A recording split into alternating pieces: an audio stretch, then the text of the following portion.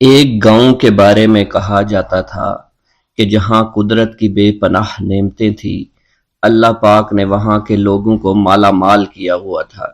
ایسی نعمتیں کہ جن نعمتوں کو دیکھ کر انسان اکثر مغرور ہو جایا کرتے ہیں، مگر وہاں پر کچھ مسلمان تھے، اور سب سے بڑی اور بری بات یہ تھی کہ وہاں کے تمام لوگ کافر تھے۔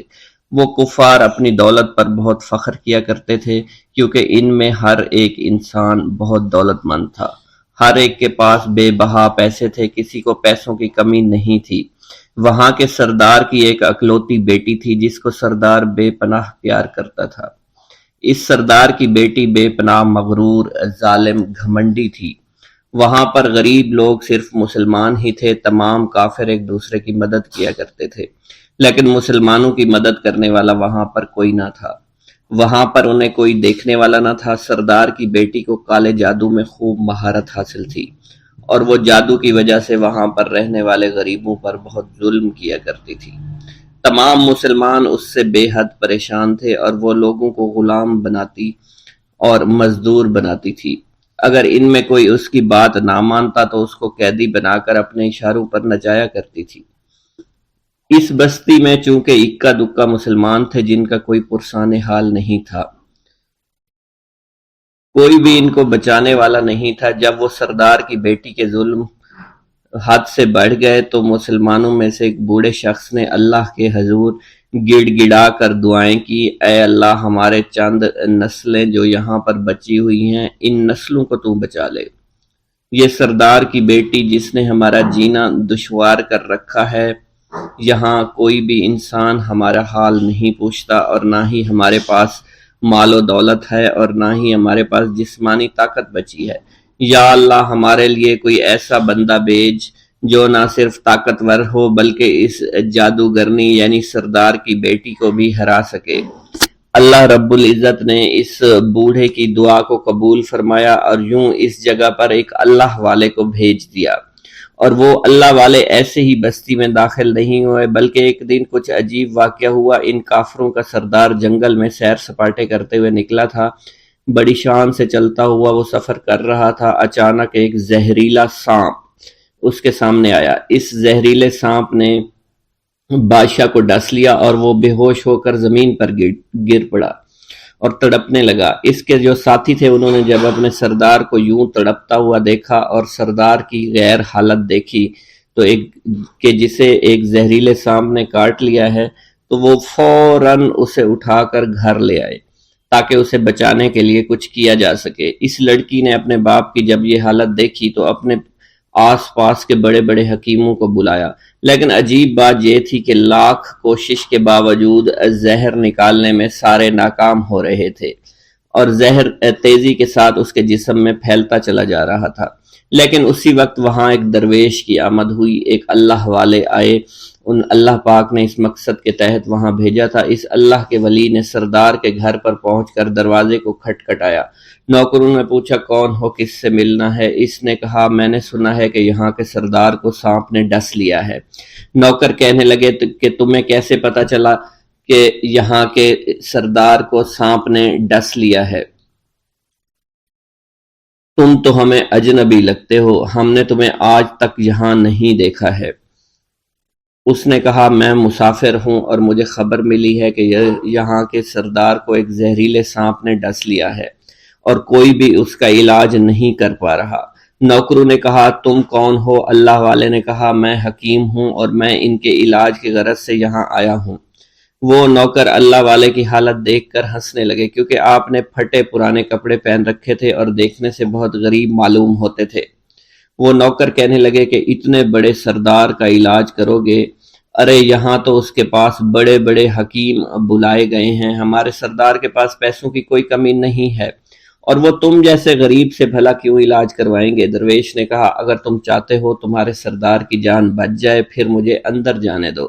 غلام کہنے لگا ٹھیک ہے، ہم اندر جا کر اجازت لے کر آتے ہیں۔ نوکر اندر گئے، سردار کی بیٹی سے کہا ایک غریب آیا ہے، کپڑوں سے فقیر معلوم ہوتا ہے، لیکن کہتا ہے میں سردار کا علاج کر سکتا ہوں، اور میں سردار کا علاج کروں گا۔ جو زہر تیزی کے ساتھ جسم میں پھیل رہا ہے میں اس کو باہر نکال پھینک کروں گا۔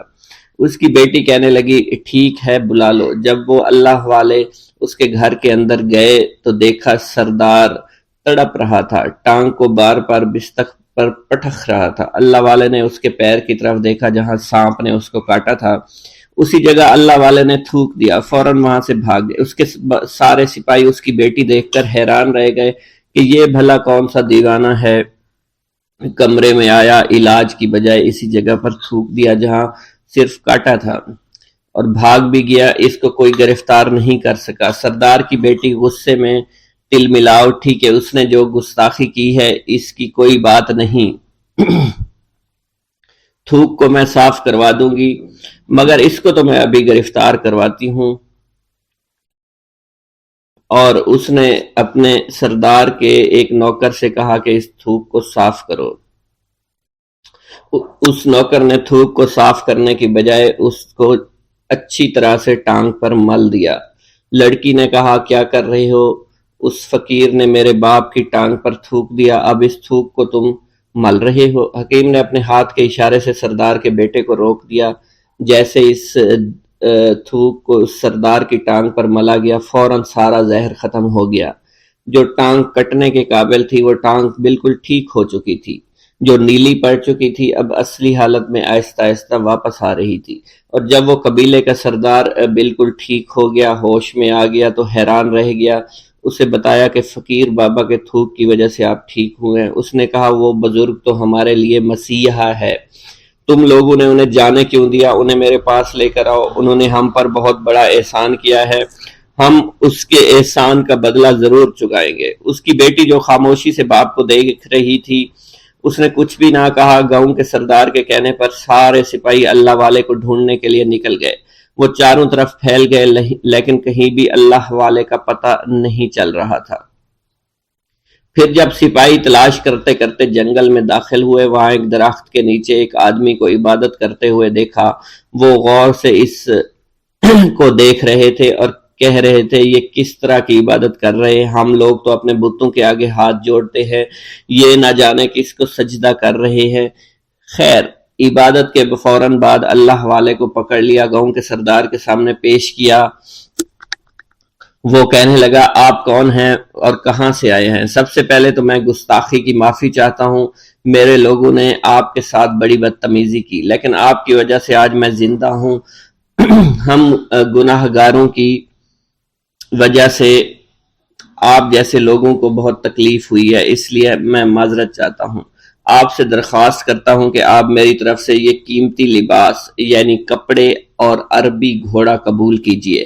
اللہ والوں نے اس کی طرف مسکرا کر دیکھا اور کہا یہ گھوڑا، یہ لباس بہت قیمتی ہے، مگر یہ لباس پہن کر اس گھوڑے کے لیے گھاس کاٹوں گا تو کیا اچھا لگوں گا؟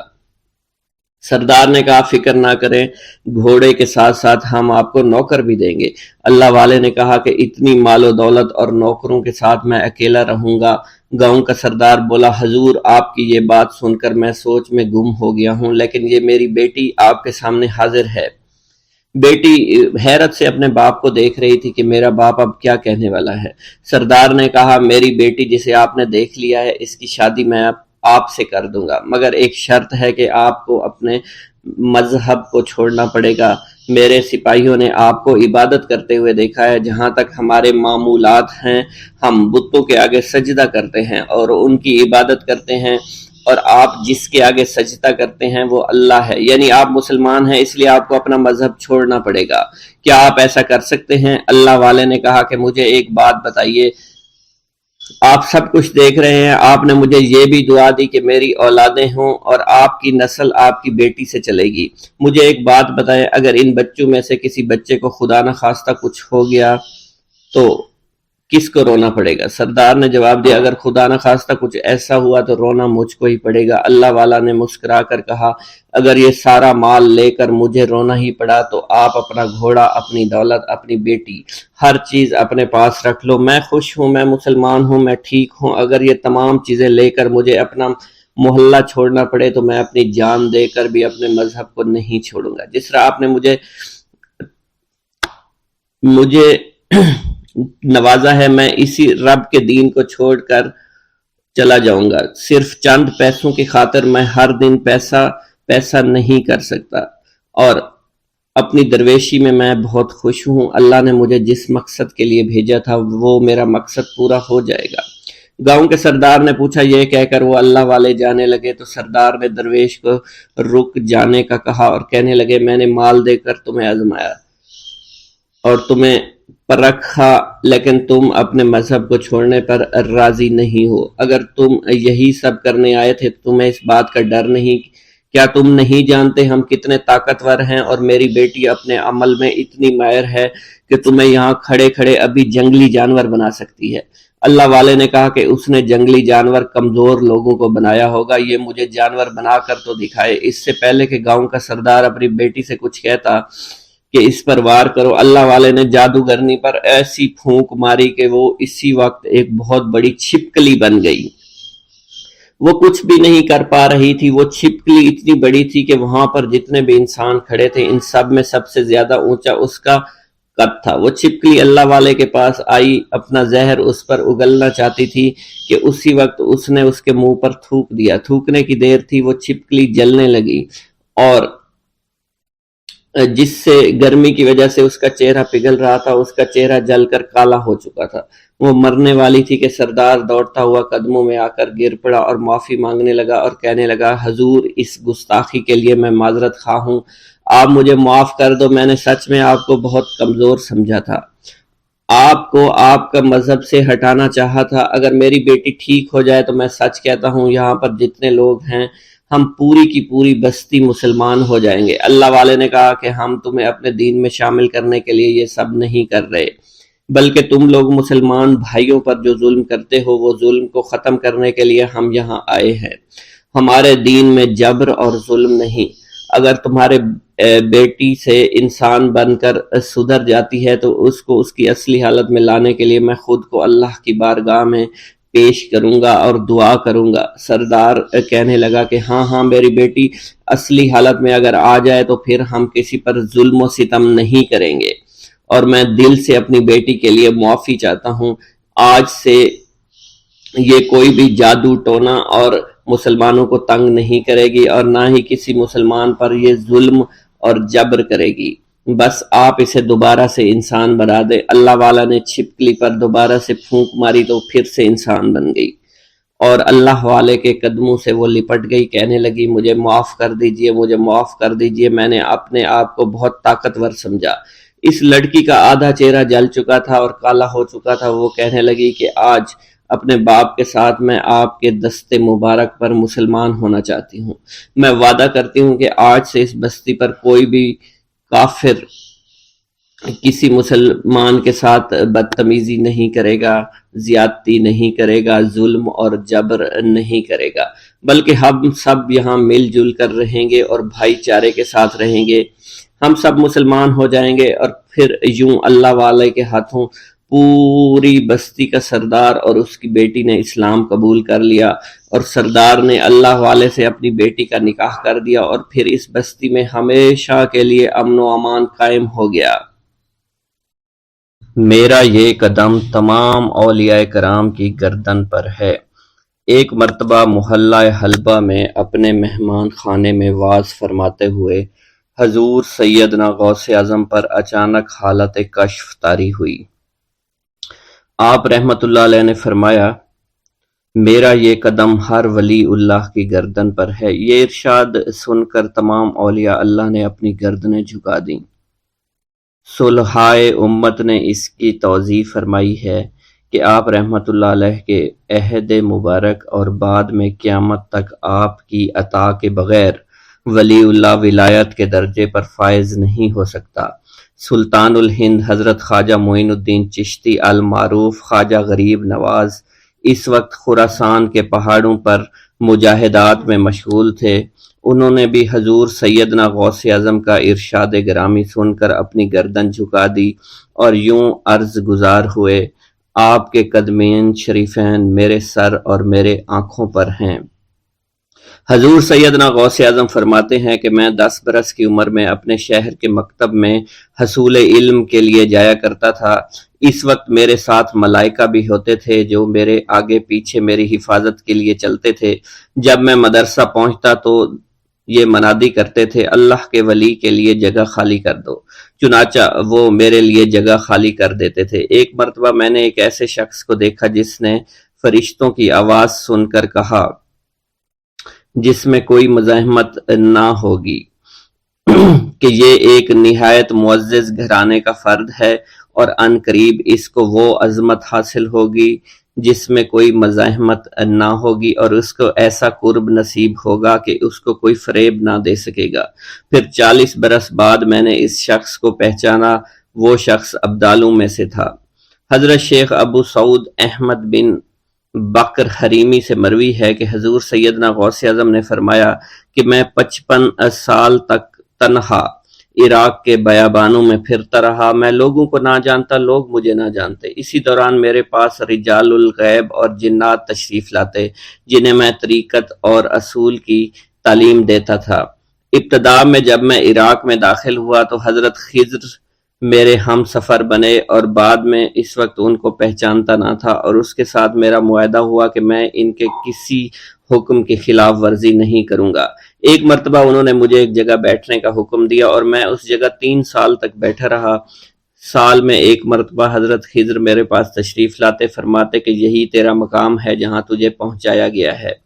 اس عرصہ کے دوران تمام نفسانی خواہشات مجھ پر انسانی شکل میں وارد ہوئیں، لیکن اللہ عز و جل نے مجھے ہر موقع پر استقامت عطا فرمائی اور مجھے ان خرافات سے بچائے رکھا۔ ابتدا میں میرا نفس مجاہدہ کا کوئی طریقہ اختیار کرتا تو میں اس پر قائم ہو جاتا اور کسی چیز کو قبول نہ کرتا تھا۔ ایک طویل مدت تک اپنا گلا گھونٹتے ہوئے میں مدائن کے جنگلوں میں مجاہدات میں مشغول رہا۔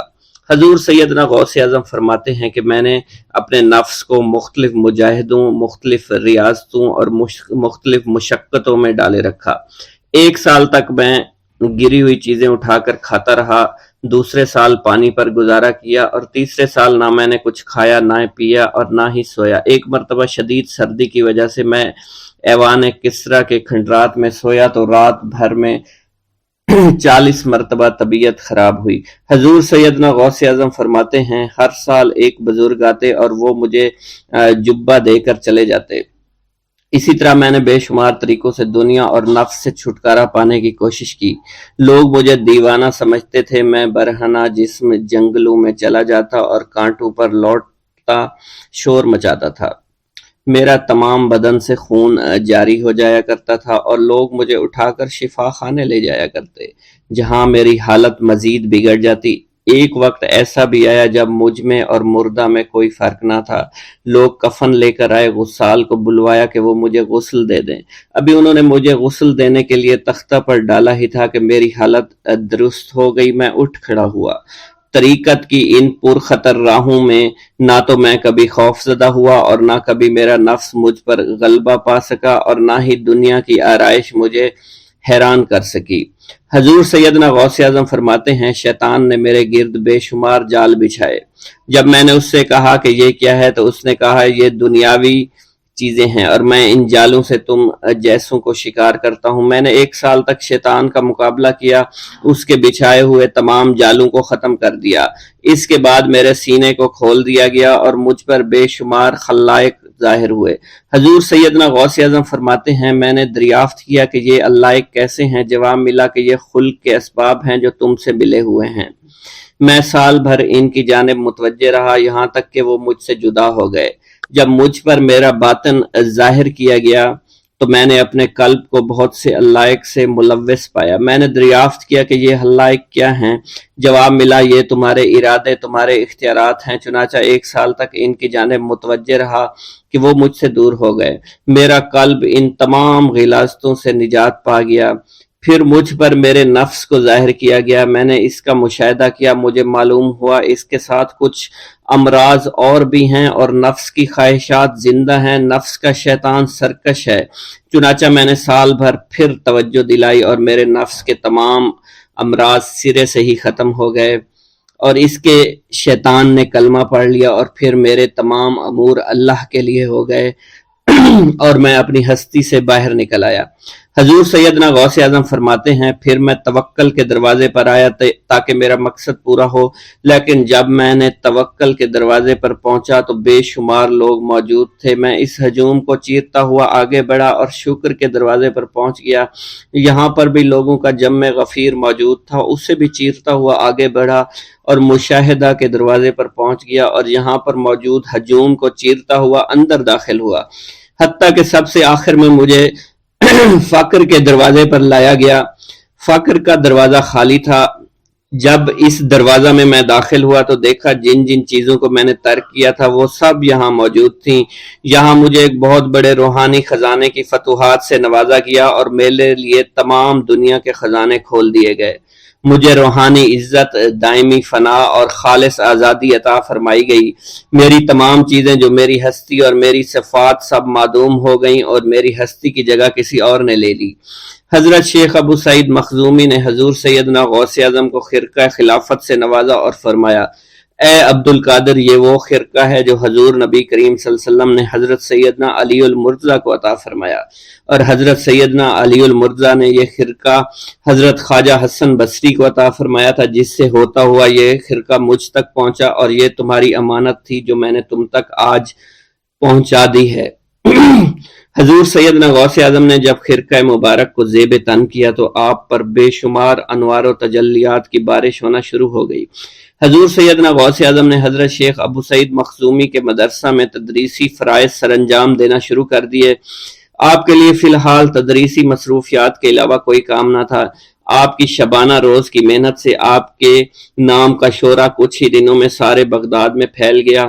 طلبہ دور دراز کے علاقوں سے علم کے حصول کے لیے آنے لگے۔ طلبہ کی تعداد جب مزید بڑھنا شروع ہو گئی تو ارد گرد کے کئی مکانات کو خرید کر مدرسہ میں داخل کر لیا گیا۔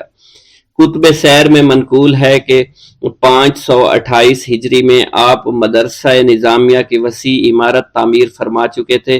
اس مدرسہ کی تعمیر میں آپ نے بحیثیت مزدور بھی حصہ لیا تھا۔ حضرت شیخ ابو الخشاب سے مروی ہے کہ میں جوانی میں جب علم نحو پڑھ رہا تھا تو لوگوں نے مجھے حضور سیدنا غوث اعظم کے پاس جانے کا مشورہ دیا، اور اس کی وجہ سے مجھے بھی اشتیاق ہوا کہ میں آپ کا واز سنوں۔ ایک مرتبہ کچھ لوگوں کے ہمراہ آپ کی مجلس میں دوستوں کے ہمراہ حاضر ہوا۔ آپ نے میری جانب توجہ کرتے ہوئے فرمایا، ہماری صحبت اختیار کر لو۔ چنانچہ میں نے آپ کے فرمان کے مطابق آپ کی صحبت کو اختیار کر لیا۔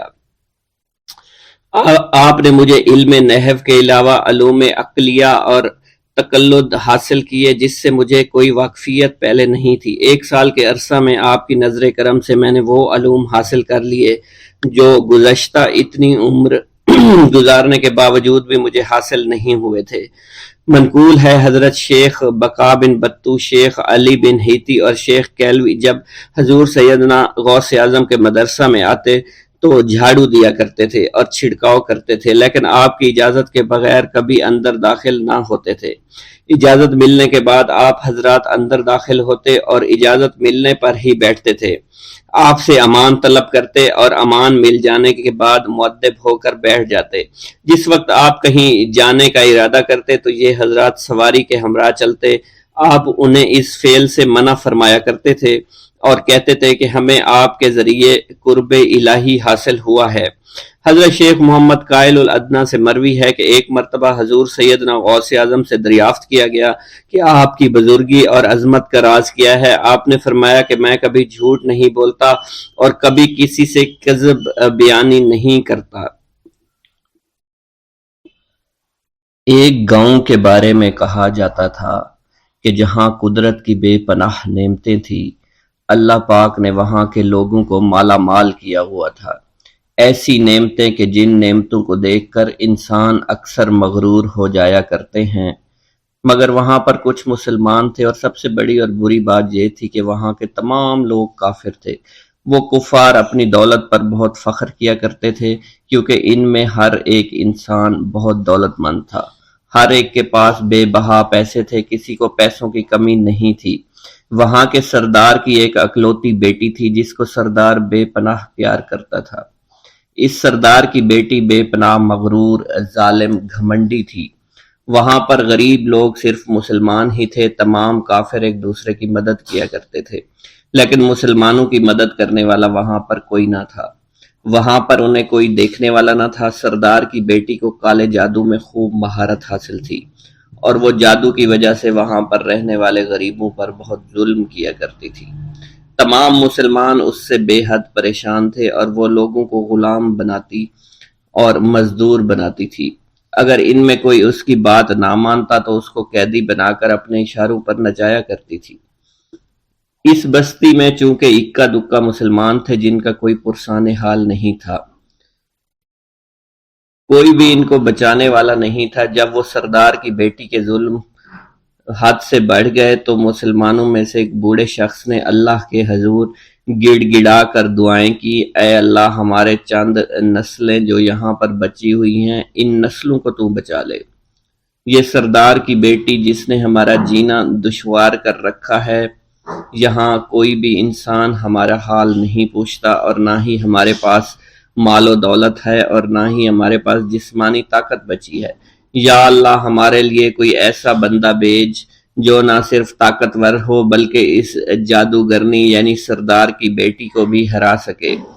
اللہ رب العزت نے اس بوڑھے کی دعا کو قبول فرمایا اور یوں اس جگہ پر ایک اللہ والے کو بھیج دیا، اور وہ اللہ والے ایسے ہی بستی میں داخل نہیں ہوئے بلکہ ایک دن کچھ عجیب واقعہ ہوا۔ ان کافروں کا سردار جنگل میں سیر سپاٹے کرتے ہوئے نکلا تھا، بڑی شان سے چلتا ہوا وہ سفر کر رہا تھا۔ اچانک ایک زہریلا سانپ اس کے سامنے آیا۔ اس زہریلے سانپ نے بادشاہ کو ڈس لیا اور وہ بے ہوش ہو کر زمین پر گر پڑا اور تڑپنے لگا۔ اس کے جو ساتھی تھے انہوں نے جب اپنے سردار کو یوں تڑپتا ہوا دیکھا اور سردار کی غیر حالت دیکھی تو کہ جسے ایک زہریلے سانپ نے کاٹ لیا ہے، تو وہ فوراً اسے اٹھا کر گھر لے آئے تاکہ اسے بچانے کے لیے کچھ کیا جا سکے۔ اس لڑکی نے اپنے باپ کی جب یہ حالت دیکھی تو اپنے آس پاس کے بڑے بڑے حکیموں کو بلایا، لیکن عجیب بات یہ تھی کہ لاکھ کوشش کے باوجود زہر نکالنے میں سارے ناکام ہو رہے تھے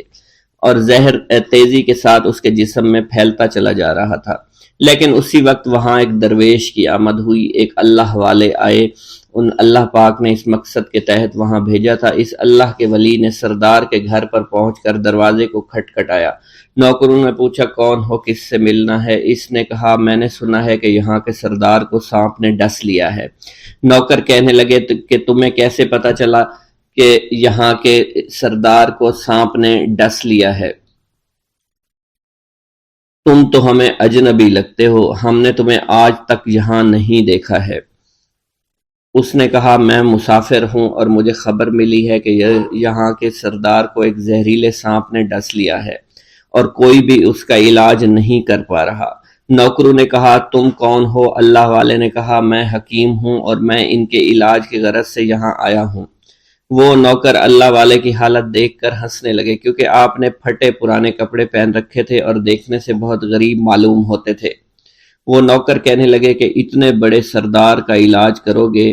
ارے یہاں تو اس کے پاس بڑے بڑے حکیم بلائے گئے ہیں، ہمارے سردار کے پاس پیسوں کی کوئی کمی نہیں ہے، اور وہ تم جیسے غریب سے بھلا کیوں علاج کروائیں گے؟ درویش نے کہا اگر تم چاہتے ہو تمہارے سردار کی جان بچ جائے پھر مجھے اندر جانے دو۔ غلام کہنے لگا ٹھیک ہے، ہم اندر جا کر اجازت لے کر آتے ہیں۔ نوکر اندر گئے، سردار کی بیٹی سے کہا ایک غریب آیا ہے، کپڑوں سے فقیر معلوم ہوتا ہے لیکن کہتا ہے میں سردار کا علاج کر سکتا ہوں اور میں سردار کا علاج کروں گا۔ جو زہر تیزی کے ساتھ جسم میں پھیل رہا ہے میں اس کو باہر نکال پھینک کروں گا۔ اس کی بیٹی کہنے لگی ٹھیک ہے بلا لو۔ جب وہ اللہ والے اس کے گھر کے اندر گئے تو دیکھا سردار تڑپ رہا تھا، ٹانگ کو بار بار بستر پر پٹخ رہا تھا۔ اللہ والے نے اس کے پیر کی طرف دیکھا جہاں سانپ نے اس کو کاٹا تھا، اسی جگہ اللہ والے نے تھوک دیا، فوراً وہاں سے بھاگ گئے۔ اس کے سارے سپاہی اس کی بیٹی دیکھ کر حیران رہ گئے کہ یہ بھلا کون سا دیوانہ ہے، کمرے میں آیا، علاج کی بجائے اسی جگہ پر تھوک دیا جہاں صرف کاٹا تھا اور بھاگ بھی گیا، اس کو کوئی گرفتار نہیں کر سکا۔ سردار کی بیٹی غصے میں تل ملا اٹھی کہ اس نے جو گستاخی کی ہے اس کی کوئی بات نہیں، تھوک کو میں صاف کروا دوں گی مگر اس کو تو میں ابھی گرفتار کرواتی ہوں۔ اور اس نے اپنے سردار کے ایک نوکر سے کہا کہ اس تھوک کو صاف کرو۔ اس نوکر نے تھوک کو صاف کرنے کی بجائے اس کو اچھی طرح سے ٹانگ پر مل دیا۔ لڑکی نے کہا کیا کر رہے ہو؟ اس فقیر نے میرے باپ کی ٹانگ پر تھوک دیا، اب اس تھوک کو تم مل رہے ہو۔ حکیم نے اپنے ہاتھ کے اشارے سے سردار کے بیٹے کو روک دیا۔ جیسے اس تھوک کو سردار کی ٹانگ پر ملا گیا، فوراً سارا زہر ختم ہو گیا۔ جو ٹانگ کٹنے کے قابل تھی وہ ٹانگ بالکل ٹھیک ہو چکی تھی، جو نیلی پڑ چکی تھی اب اصلی حالت میں آہستہ آہستہ واپس آ رہی تھی۔ اور جب وہ قبیلے کا سردار بالکل ٹھیک ہو گیا، ہوش میں آ گیا تو حیران رہ گیا۔ اسے بتایا کہ فقیر بابا کے تھوک کی وجہ سے آپ ٹھیک ہوئے ہیں۔ اس نے کہا وہ بزرگ تو ہمارے لیے مسیحا ہے، تم لوگوں نے انہیں جانے کیوں دیا؟ انہیں میرے پاس لے کر آؤ، انہوں نے ہم پر بہت بڑا احسان کیا ہے، ہم اس کے احسان کا بدلہ ضرور چکائیں گے۔ اس کی بیٹی جو خاموشی سے باپ کو دیکھ رہی تھی، اس نے کچھ بھی نہ کہا۔ گاؤں کے سردار کے کہنے پر سارے سپاہی اللہ والے کو ڈھونڈنے کے لیے نکل گئے۔ وہ چاروں طرف پھیل گئے لیکن کہیں بھی اللہ والے کا پتہ نہیں چل رہا تھا۔ پھر جب سپاہی تلاش کرتے کرتے جنگل میں داخل ہوئے، وہاں ایک درخت کے نیچے ایک آدمی کو عبادت کرتے ہوئے دیکھا۔ وہ غور سے اس کو دیکھ رہے تھے اور کہہ رہے تھے یہ کس طرح کی عبادت کر رہے ہیں؟ ہم لوگ تو اپنے بتوں کے آگے ہاتھ جوڑتے ہیں، یہ نہ جانے کس کو سجدہ کر رہے ہیں۔ خیر، عبادت کے فوراً بعد اللہ والے کو پکڑ لیا، گاؤں کے سردار کے سامنے پیش کیا۔ وہ کہنے لگا آپ کون ہیں اور کہاں سے آئے ہیں؟ سب سے پہلے تو میں گستاخی کی معافی چاہتا ہوں، میرے لوگوں نے آپ کے ساتھ بڑی بدتمیزی کی، لیکن آپ کی وجہ سے آج میں زندہ ہوں۔ ہم گناہ گاروں کی وجہ سے آپ جیسے لوگوں کو بہت تکلیف ہوئی ہے، اس لیے میں معذرت چاہتا ہوں۔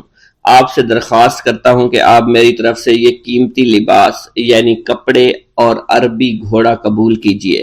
اللہ والوں نے اس کی طرف مسکرا کر دیکھا اور کہا یہ گھوڑا، یہ لباس بہت قیمتی ہے، مگر یہ لباس پہن کر اس گھوڑے کے لیے گھاس کاٹوں گا تو کیا اچھا لگوں گا؟ سردار نے کہا فکر نہ کریں، گھوڑے کے ساتھ ساتھ ہم آپ کو نوکر بھی دیں گے۔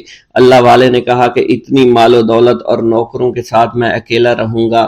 گاؤں کا سردار بولا حضور آپ کی یہ بات سن کر میں سوچ میں گم ہو گیا ہوں، لیکن یہ میری بیٹی آپ کے سامنے حاضر ہے۔ بیٹی حیرت سے اپنے باپ کو دیکھ رہی تھی کہ میرا باپ اب کیا کہنے والا ہے۔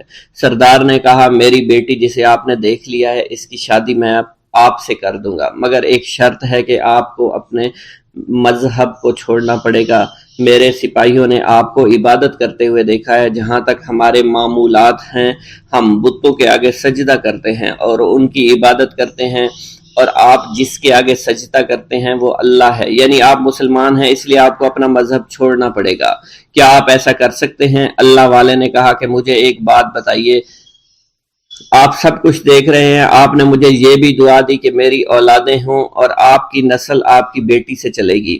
مجھے ایک بات بتائیں، اگر ان بچوں میں سے کسی بچے کو خدا نہ خواستہ کچھ ہو گیا تو کس کو رونا پڑے گا؟ سردار نے جواب دیا اگر خدا نہ خواستہ کچھ ایسا ہوا تو رونا مجھ کو ہی پڑے گا۔ اللہ والا نے مسکرا کر کہا اگر یہ سارا مال لے کر مجھے رونا ہی پڑا تو آپ اپنا گھوڑا، اپنی دولت، اپنی بیٹی، ہر چیز اپنے پاس رکھ لو۔ میں خوش ہوں، میں مسلمان ہوں، میں ٹھیک ہوں۔ اگر یہ تمام چیزیں لے کر مجھے اپنا محلہ چھوڑنا پڑے تو میں اپنی جان دے کر بھی اپنے مذہب کو نہیں چھوڑوں گا۔ جس طرح آپ نے مجھے نوازا ہے، میں اسی رب کے دین کو چھوڑ کر چلا جاؤں گا۔ صرف چند پیسوں کی خاطر میں ہر دن پیسہ نہیں کر سکتا، اور اپنی درویشی میں بہت خوش ہوں۔ اللہ نے مجھے جس مقصد کے لیے بھیجا تھا وہ میرا مقصد پورا ہو جائے گا۔ گاؤں کے سردار نے پوچھا، یہ کہہ کر وہ اللہ والے جانے لگے تو سردار نے درویش کو رک جانے کا کہا اور کہنے لگے میں نے مال دے کر تمہیں آزمایا اور تمہیں پرکھا، لیکن تم اپنے مذہب کو چھوڑنے پر راضی نہیں ہو۔ اگر تم یہی سب کرنے آئے تھے تو تمہیں اس بات کا ڈر نہیں؟ کیا تم نہیں جانتے ہم کتنے طاقتور ہیں، اور میری بیٹی اپنے عمل میں اتنی ماہر ہے کہ تمہیں یہاں کھڑے کھڑے ابھی جنگلی جانور بنا سکتی ہے۔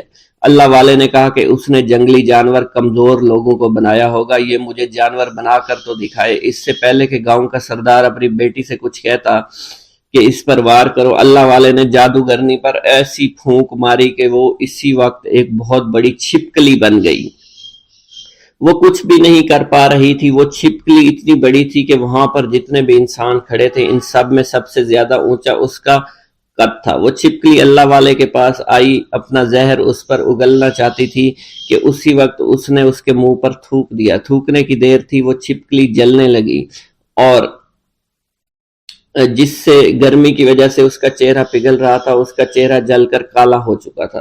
وہ مرنے والی تھی کہ سردار دوڑتا ہوا قدموں میں آ کر گر پڑا اور معافی مانگنے لگا اور کہنے لگا، حضور اس گستاخی کے لیے میں معذرت خواہ ہوں، آپ مجھے معاف کر دو، میں نے سچ میں آپ کو بہت کمزور سمجھا تھا، آپ کو آپ کا مذہب سے ہٹانا چاہا تھا۔ اگر میری بیٹی ٹھیک ہو جائے تو میں سچ کہتا ہوں یہاں پر جتنے لوگ ہیں ہم پوری کی پوری بستی مسلمان ہو جائیں گے۔ اللہ والے نے کہا کہ ہم تمہیں اپنے دین میں شامل کرنے کے لیے یہ سب نہیں کر رہے، بلکہ تم لوگ مسلمان بھائیوں پر جو ظلم کرتے ہو وہ ظلم کو ختم کرنے کے لیے ہم یہاں آئے ہیں۔ ہمارے دین میں جبر اور ظلم نہیں۔ اگر تمہارے بیٹی سے انسان بن کر سدھر جاتی ہے تو اس کو اس کی اصلی حالت میں لانے کے لیے میں خود کو اللہ کی بارگاہ میں پیش کروں گا اور دعا کروں گا۔ سردار کہنے لگا کہ ہاں میری بیٹی اصلی حالت میں اگر آ جائے تو پھر ہم کسی پر ظلم و ستم نہیں کریں گے، اور میں دل سے اپنی بیٹی کے لیے معافی چاہتا ہوں۔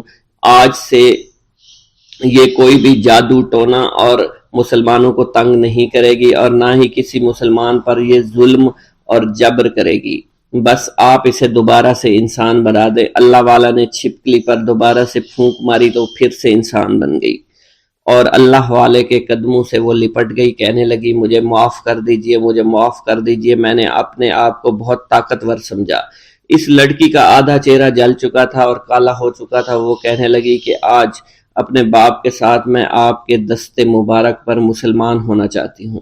میں وعدہ کرتی ہوں کہ آج سے اس بستی پر کوئی بھی کافر کسی مسلمان کے ساتھ بدتمیزی نہیں کرے گا، زیادتی نہیں کرے گا، ظلم اور جبر نہیں کرے گا، بلکہ ہم سب یہاں مل جل کر رہیں گے اور بھائی چارے کے ساتھ رہیں گے۔ ہم سب مسلمان ہو جائیں گے اور پھر یوں اللہ والے کے ہاتھوں پوری بستی کا سردار اور اس کی بیٹی نے اسلام قبول کر لیا اور سردار نے اللہ والے سے اپنی بیٹی کا نکاح کر دیا اور پھر اس بستی میں ہمیشہ کے لیے امن و امان قائم ہو گیا۔ بغداد میں رہتے ہوئے بیت اللہ شریف کی زیارت۔ حضرت شیخ ابو صالح سے منقول ہے، حضرت شیخ ابو مدین مغربی نے مجھے حضور سیدنا غوث اعظم کی خدمت میں بغداد فقر کی تعلیم کے لیے بھیجا۔ آپ نے مجھے 20 دن تک اپنے خلوت خانہ کے دروازے پر بٹھائے رکھا اور 20 روز گزرنے کے بعد مجھے قبلہ رو ہونے کا حکم دیا۔ جب میں قبلہ رو ہو گیا، آپ نے فرمایا اے ابو صالح اس طرف دیکھو۔ چنانچہ جب میں نے اس جانب دیکھا، آپ نے فرمایا کیا دیکھ رہے ہو؟ میں نے عرض کیا بیت اللہ شریف میری نظروں کے سامنے ہے۔ آپ نے مجھے حکم دیا کہ اب مغرب کی سمت دیکھو۔ میں نے اپنا چہرہ مغرب کی جانب کیا تو آپ نے دریافت فرمایا کیا دیکھ رہے ہو؟ میں نے عرض کیا میں اپنے مرشد پاک حضرت ابو مدین کو دیکھ رہا ہوں۔ ایک مرتبہ سنان نامی عیسائی پادری نے غوث اعظم کی محفل میں حاضر ہو کر سلام عرض کیا اور حاضرین میں کھڑے ہو کر بیان دیا کہ میں یمن کا رہنے والا ہوں۔ میں نے ارادہ کیا میں اسلام قبول کروں۔ اسی دوران میرے دل پہ یہ خیال پیدا ہوا کہ میں اس دور کی سب سے بڑی شخصیت کے دست مبارک پر کلمہ پڑھوں۔ اس سوچ کے دوران مجھے نیند آ گئی۔ خواب میں مجھے حضرت سیدنا عیسیٰ علیہ السلام کی زیارت نصیب ہوئی۔ آپ نے مجھ سے ارشاد فرمایا کہ تم بغداد شریف چلے جاؤ اور شیخ عبد القادر جیلانی کے دست حق پر اسلام قبول کرو، کیونکہ اس وقت وہ روئے زمین پر تمام لوگوں میں افضل و اعلیٰ ہیں۔ حضرت شیخ عمر الکیمانی رحمۃ اللہ علیہ سے منقول ہے، ایک مرتبہ حضرت سیدنا غوث اعظم کی خدمت میں 13 لوگ دائرہ اسلام میں داخل ہونے کے لیے حاضر ہوئے۔ ان لوگوں نے بیان کیا کہ ہم عرب کے عیسائی ہیں، ہم نے کلمہ پڑھنے کا ارادہ کیا، ابھی سوچ رہے تھے کہ کسی مرد کامل کے دست حق پر کلمہ پڑھیں، ہمیں ہاتف غیب سے آواز سنائی دی کہ بغداد جا کر شیخ عبد القادر جیلانی کے دست مبارک پر کلمہ پڑھو۔ حضرت ابو الحسن علی سے منقول ہے، فرماتے ہیں ایک مرتبہ ایک جماعت کثیر کے ہمراہ حضرت سیدنا غوث اعظم کی زیارت باسعادت کے لیے روانہ ہوا۔ اسی دوران بے شمار لوگ میرے پاس آتے رہے، اپنی مشکلات کے حل کے لیے مجھ سے کہتے رہے میں حضور سیدنا غوث اعظم سے ان کی سفارش کروں گا۔ حضرت ابو الحسن علی بن ملاعب القواس فرماتے ہیں رستے میں ایک بد اخلاق لڑکا بھی ہمارے قافلے میں شامل ہو گیا۔ مجھے اس کا علم تھا کہ یہ اکثر و بیشتر ناپاک رہتا ہے اور بول و براز کے بعد استنجا بھی نہیں کرتا۔ حسن اتفاق کے حضور سیدنا غوث اعظم سے بھی رستہ میں ملاقات ہو گئی۔ حضرت ابو الحسن علی فرماتے ہیں میں نے حضور سیدنا غوث اعظم کی خدمت میں لوگوں کے پیغامات پہنچائے اور پھر مجھ سمیت میرے ساتھ تمام موجودہ لوگوں نے آپ کے ہاتھ مبارک کو ازراہ عقیدت چومنا شروع کر دیا۔ وہ فرماتے ہیں جب اس بد اخلاق لڑکے نے حضور صلی اللہ علیہ وسلم حضور سیدنا غوث اعظم رحمۃ اللہ علیہ کا ہاتھ مبارک چوما تو بے ہوش ہو کر زمین پر گر پڑا۔ جب اس کو ہوش آیا تو اس کے چہرہ پر داڑھی نمودار ہو چکی تھی اور اس نے آپ کے دست حق پر توبہ کی، پھر اس کا شمار نیکوں میں ہوا۔ حضرت شیخ زین الدین فرماتے ہیں میں نے حضور سیدنا غوث اعظم سے علم حاصل کیا۔ اللہ عز و جل نے مجھے 1 سال میں اتنا علم دیا کہ دوسروں کو وہ علم 20 سال میں بھی نصیب نہ ہوا ہوگا۔ میں نے آپ سے مصر جانے کی اجازت طلب کی تو آپ نے فرمایا دمشق پہنچ کر غازیوں کو مصر میں داخل ہونے کے لیے تیار پائے گا تاکہ اس پر قابض ہو جائیں، مگر ان سے کہنا وہ ہرگز کامیاب نہیں ہوں گے، ہاں دوسری مرتبہ وہ ضرور کامیاب ہوں گے۔ حضرت شیخ زین الدین فرماتے ہیں جب میں دمشق پہنچا میں نے وہی حال پایا۔ آپ نے بیان فرمایا میں نے ان سے کہا تو وہ نہ رکے۔ جب میں مصر پہنچا میں نے خلیفہ کو ان کو مقابلے کے لیے تیار کیا۔ میں نے خلیفہ سے کہا گھبراؤ نہیں، تم کامیاب ہو جاؤ گے۔ جب غازی مصر پہنچے تو ان کو شکست ہوئی۔ شیخ زین الدین فرماتے ہیں خلیفہ نے مجھے اپنا ندیم خاص مقرر کر دیا اور اپنے ہر راز سے مجھے واقفیت دے دی۔ پھر دوسری مرتبہ غازی آئے، انہوں نے مصر پر قبضہ کر لیا۔ مجھے حضور سیدنا غوث اعظم کے قول کے مطابق ہر ایک سے 1.5 لاکھ دینار ملے۔ مجھے مصر میں ہر خاص و عام میں مقبولیت حاصل ہو چکی تھی اور بے شمار لوگ میرے وعظ سے مستفیض ہونے لگے تھے۔ حضرت سیدنا غوث اعظم شیخ عبد القادر جیلانی کی خدمت میں ایک عورت حاضر ہوئی، آپ سے دعا کی درخواست کی کہ اس کے ہاں اولاد ہو۔ آپ نے مراقبہ میں جا کر لوح محفوظ کا مشاہدہ کیا تو وہاں لکھا تھا اس عورت کی قسمت میں اولاد نہیں ہے۔ آپ نے اللہ کے حضور اس کے لیے دعا فرمائی، غیب سے ندا آئی اس کے ہاں اولاد نہیں، آپ اس کے حق میں دعا جاری رکھیں، یہاں تک کہ غیب سے آپ کو ندا آئی کہ ہم نے آپ کی دعا کی بدولت اس کو 7 لڑکے عطا فرمائے۔ چنانچہ اس عورت کے ہاں یکے بعد دیگرے 7 لڑکوں کی دعا کی پیدائش ہوئی۔ حضرت شیخ ابو الخیر منقول ہے، فرماتے ہیں میں شیخ ابو حسن اور شیخ خلیل بن احمد اور شیخ ابو عبداللہ کی خدمت میں حاضر تھے۔ آپ نے فرمایا تم سب اپنی اپنی حاجات بیان کرو، میں انشاءاللہ تمہاری حاجات پوری کروں گا۔ شیخ ابو سعود نے کہا کہ میں ترک دنیا اختیار کرنا چاہتا ہوں۔ شیخ ابو قائد نے کہا میں مجاہدے کی قوت چاہتا ہوں۔ شیخ ابوالزاد نے کہا کہ میں خوف الہی چاہتا ہوں۔ شیخ فارسی نے کہا اللہ کے ساتھ میرا ایک حال ہے جسے میں کھو بیٹھا میں چاہتا ہوں کہ میرا وہ حال لوٹ آئے۔ شیخ جمیل نے کہا میں حفظ وقت چاہتا ہوں۔ شیخ عمر نے کہا کہ میں علم کی زیادتی چاہتا ہوں۔ حضرت شیخ ابو الخیر محفوظ فرماتے ہیں حضور سیدنا غوث اعظم نے فرمایا انشاءاللہ تم سب کی حاجات جلدی پوری ہوں گی۔ چنانچہ آپ کا قول پورا ہوا اور تمام لوگوں کی حاجات پوری ہوئی ماں سوائے شیخ خلیل کے، کیونکہ حضرت شیخ خلیل نے قطبیت مانگی تھی جس کا ابھی وقت نہیں آیا تھا۔ حضرت ابو سعود فرماتے ہیں حضرت شیخ حماد دباس کی خدمت میں حاضر ہو کر عرض کیا حضور میں ملک شام کی جانب مال تجارت لے کر جانا چاہتا ہوں اور میرا یہ قافلہ تیار ہے، میرے پاس 700 دینار کا مال ہے۔ حضرت شیخ حماد دباس نے فرمایا اگر تم اس سال سفر کرو گے تو تم سفر میں ہی قتل کر دیے جاؤ گے اور تمہارا تمام مال و اسباب لوٹ لیا جائے گا۔ حضرت حماد عباس کی بات سن کر وہ تاجر حضور سیدنا غوث اعظم کی خدمت میں حاضر ہوا اور حضرت حماد باس کی بات بیان کر دی۔ آپ نے فرمایا کہ تم سفر پر جاؤ، میں تمہارا ضامن ہوں۔ آپ کا فرمان سن کر وہ سامان تجارت لے کر شام پہنچا۔ اپنا تمام مال فروخت کرنے کے بعد وہ تاجر اپنے کسی کام سے حلب گیا۔ وہاں ایک مقام پر اس نے 1000 دینار رکھ دیا اور حلب میں اپنی قیام گاہ پر واپس آ گیا۔